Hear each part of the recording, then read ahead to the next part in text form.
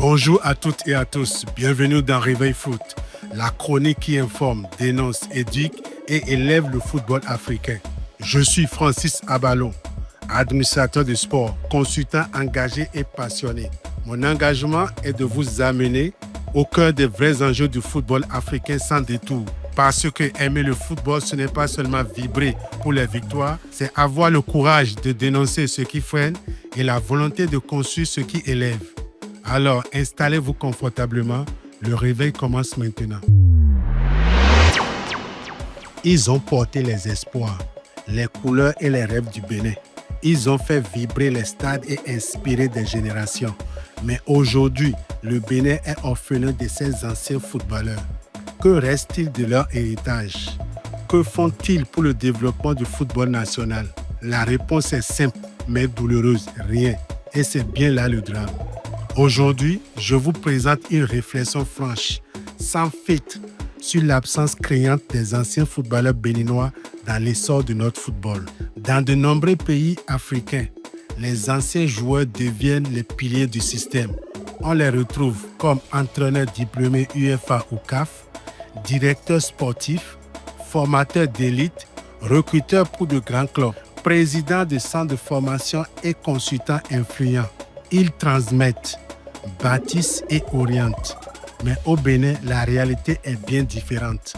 Beaucoup d'anciens joueurs n'ont ni suivi de formation après leur carrière, ni trouvé leur place dans l'écosystème sportif.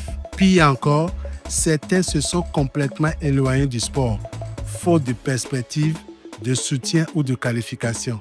Aucun encadrement solide pour la relève. Absence de vision de transition. Perte de mémoire collective. Pourquoi en est-on là? Parce qu'avoir joué au football ne suffit pas. Il faut se former pour devenir soit éducateur, manager, recruteur ou décideur. La plupart de nos anciens footballeurs n'ont jamais eu l'opportunité ou n'ont pas été accompagnés pour y parvenir. Le système les a oubliés et peu à peu, ils se sont effacés. Au Bénin, le football est sans filet de sécurité. Jouer au football, c'est souvent tout miser sans plan B. Très peu poursuivent leurs études.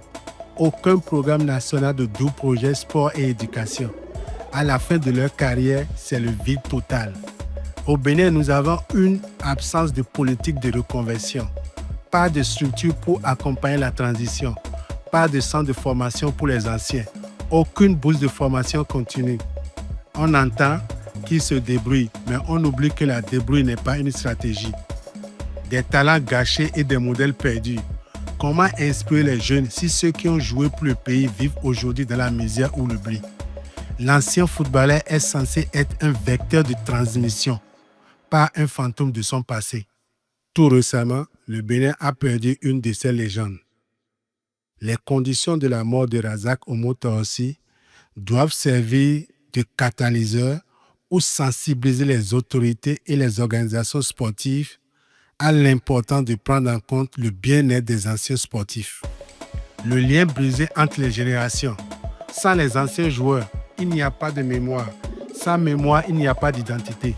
Le football béninois tourne en rond parce que personne ne capitalise sur l'expérience des anciens. Pour y remédier, il faudrait désormais créer un programme national de reconversion pour sportifs, avec des formations diplômantes comme entraîneur, formateur, kiné, dirigeant. Valoriser les anciens dans l'écosystème. Intégrer certains dans les clubs, les académies et les sélections de jeunes. Promouvoir le doux projet sport plus éducation dès les centres de formation. Sensibiliser les jeunes footballeurs. Car la carrière est courte et il faut préparer l'après dès aujourd'hui. Un ancien footballeur oublié, c'est une bibliothèque brûlée. Le Bénin ne peut pas rêver de grandeur sans apprendre à honorer, à recycler et valoriser ceux qui ont écrit ces premières pages.